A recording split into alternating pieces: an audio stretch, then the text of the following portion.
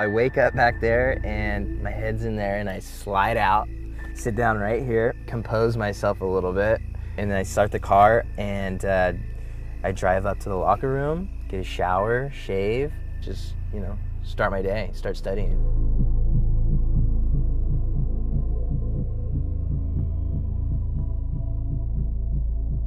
If you don't have credit, if you don't have a lot of money, like how hard it is to get a place. Your parents, would they pay for an apartment here for you? Like if would they cover the cost? No, they wouldn't.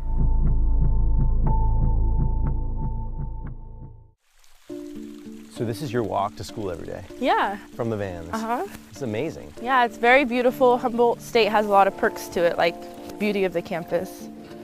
Jasmine is a 23-year-old college student at Humboldt State University. She's been living homeless amongst her peers for more than a year. Do they know that you're homeless? Do they know that you don't have an apartment? And yes, now.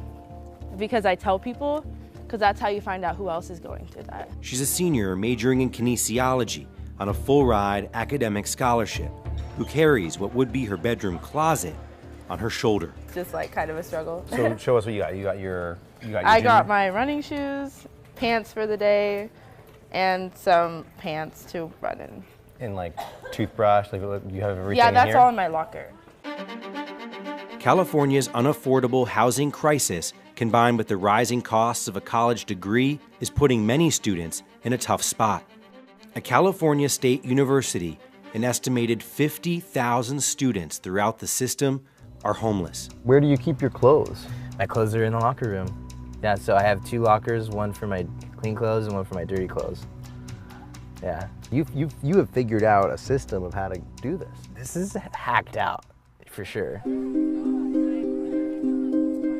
Nolan is a junior at Humboldt State, majoring in geology, but you'd never know that he's a homeless student torn between comfort and student debt. Is this what you thought it was going to be like?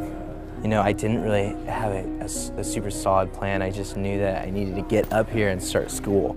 And living in my car I just felt the best option for me. So on any given night, how many kids would you say are sleeping in the parking lot? On an average night, probably like 3 or 4 that I know of. Jasmine has furnished her van with many of the household goods she would want in her apartment if she had one. I keep all my kitchen stuff in this container. Can you pull that out a little bit? And then I keep all my black beans containers here. And your silverware? Yeah, usually I just get silverware from the school, like the plasticware, because it's just so hard cleaning stuff. And so this is from the neighboring van. Some people might look at this and say, this is wrong. It's wrong that students have to live like this at a California State University. The school should help educate students on how to apply for housing. Make it a mandatory thing that students know how to apply for housing. Why do you think there are so many homeless kids at the school? At this particular school, it's the housing stock, Airbnb, and also the policies and practices of the property managers in the area. A majority of our students are coming up here with no structure or foundation for them to settle. What about taking out loans to pay for rent? A lot of students, that's what they have to do. They take out loans, that pays for their living expenses. I'm on a scholarship. The thing is like I've turned in all those applications, I've paid all those fees, still didn't get any responses. I don't want that financial burden, right? Coming out of school and having to worry about that right away. So it's like when you're feeding into the system and nothing gives you anything back, what do you do then? You're kind of just screwed.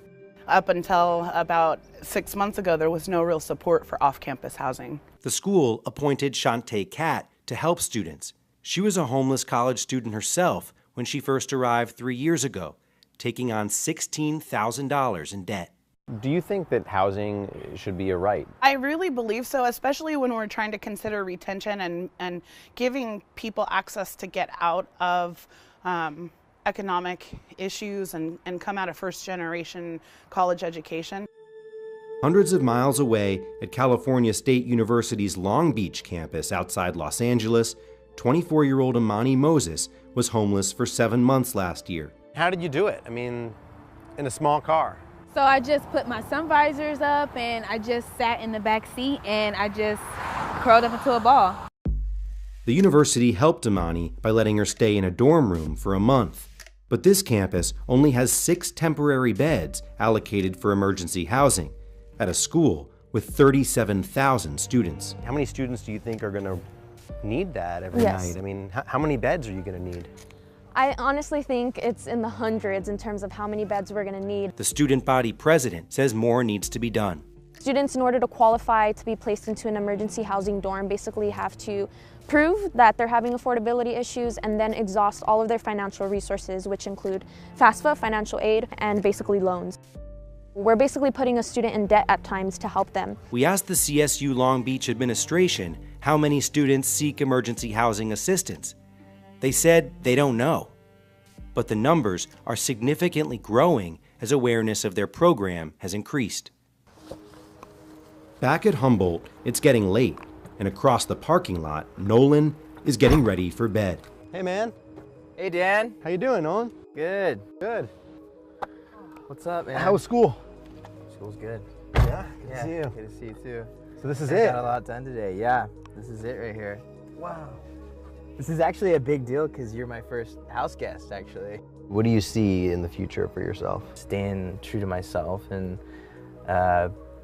being a well-rounded person too, but I'm focusing on becoming the best geologist I can be so I can be hireable, right, at the end of it all. Nolan and Jasmine are far from alone, but any longer-term solution needs action from the local, state, and federal government, and from schools themselves to confront the problem. You know what? I should go grab my burrito. But for now, students face impossible choices between food and shelter, between a tough reality in the present and potentially unpayable debts in the future.